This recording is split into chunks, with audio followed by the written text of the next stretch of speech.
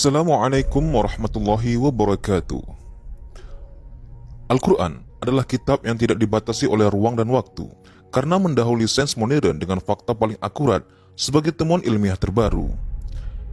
Gary Miller merupakan seorang profesor matematika.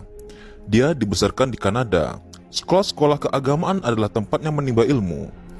Selain mendapatkan pengetahuan, dia di sana juga mendapatkan keimanan.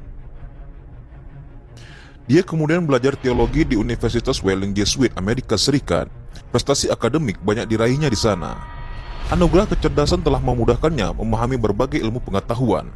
Berkat kecerdasan dan bakatnya, dia menjadi pendukung penyebar agamanya yang aktif dalam berbagai kesempatan.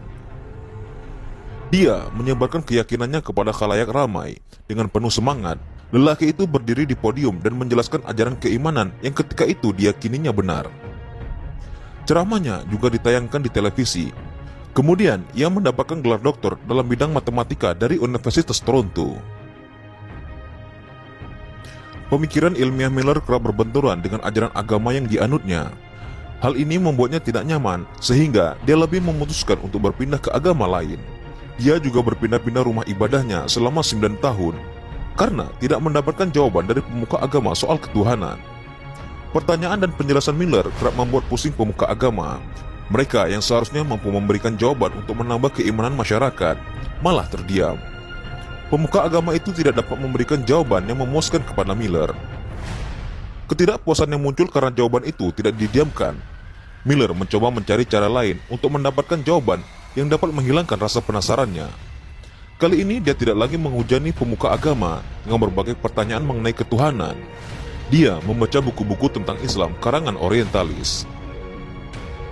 Ketika membaca buku itu, Miller tidak melepaskan sikap kritis. Dia tetap mempertanyakan kesimpulan-kesimpulan orientalis yang kerap memojokkan ajaran Islam dan Nabi Muhammad SAW. Bagaimana mungkin seorang nabi yang ajarannya kini mendunia disebut tidak waras? Apakah mungkin sosok utusan sang pencipta yang membawa dan menyebarkan risalah ilahiyah hidup dengan abnormal? Kesimpulan-kesimpulan semacam itu sama sekali tidak masuk akal. Dia mengabaikannya. Miller menginginkan kebenaran. Jika Nabi Muhammad adalah seorang yang baik dan cerdas, mengapa dia harus berbohong untuk mengklaim kenabiannya? Atau jika Rasul gila sehingga tidak sadar dengan tindakannya, bagaimana mungkin dia memahami wahyu ilahi? Jawaban tentang semua kegelisahan Miller ternyata ada dalam Al-Quran pada surat Az-Zariyat ayat 52-53. Tidak seorang rasul pun yang datang kepada orang-orang sebelum mereka, melainkan mereka mengatakan, ia adalah seorang tukang sihir atau orang gila. Apakah mereka saling berpesan tentang apa yang dikatakan itu? Sebenarnya mereka adalah kaum yang melampaui batas. Sindiran Allah dalam firman itu menyadarkannya bahwa tudingan orientalis bukan hal baru. Mereka hanya mengulang apa yang dilakukan masyarakat dahulu yang menolak risalah Islam. Al-Quran jelas menerangkan Rasulullah SAW tidak berdusta. Kemudian pandangannya kembali terbuka ketika membaca kisah anak Rasul, Ibrahim yang meninggal dunia. Ibrahim meninggal bersamaan dengan gerhana matahari yang terjadi. Seorang sahabat Nabi pernah berkata, matahari hilang ketika anak Rasulullah telah wafat. Rasulullah pun membantah perkataan sahabat. Matahari dan bulan tidak mengalami gerhana karena kematian atau hilangnya nyawa seseorang. Jawaban itu adalah bukti yang jelas bahwa Nabi Muhammad SAW bukan pembohong ataupun orang gila. Inspirasi dari kalam ilahi itu menghadirkan kepuasan tersendiri. Miller kemudian makin semangat mendalami Islam. Pada tahun 1977, dia memutuskan untuk membaca Al-Quran. Dia juga mencari tahu apa yang benar dan salah di dalamnya. Dalam 3 hari dia membaca ayat-ayat ilahi. Setelah selesai, dia berkata kepada dirinya sendiri, inilah keyakinan yang telah saya katakan dan percaya selama 15 tahun terakhir ini. Pada mulanya dia meyakini Al-Quran merupakan autobiografi yang membahas kehidupan Nabi Muhammad SAW, keluarga dan lingkungannya. Dia menganggapnya seperti kitab agama sebelumnya yang berisi hikayat orang-orang dahulu. Namun ia terkejut menemukan hal yang tak terduga. Ternyata Al-Quran hanya menyebutkan nama Rasulullah sebanyak 5 kali. Dia makin tercengang ketika menemukan surat Maryam. Sebaliknya, dia tidak menemukan satu surat pun dengan nama Khadijah, Aisyah, ataupun Fatimah. Dia juga tidak menemukan cerita yang berhubungan dengan perasaan pribadi Rasulullah. Selain itu, tidak ada ayat Al-Quran yang menceritakan euforia kemenangan perang Badar ataupun penderitaan setelah perang Uhud. Miller menemukan tidak ada satupun kata yang disebut dalam Al-Quran tentang kesedihan yang menimpa Rasulullah, karena kitab ini berasal dari Allah, bukan dari Nabi Muhammad SAW.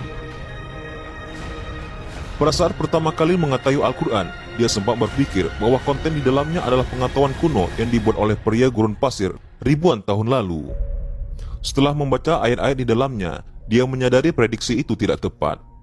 Al-Quran adalah kitab yang tidak dibatasi oleh ruang dan waktu karena mendahului sains modern dengan fakta yang paling akurat sebagai temuan ilmiah terbaru. Miller kemudian memberikan penghormatan setinggi-tingginya kepada Al-Quran.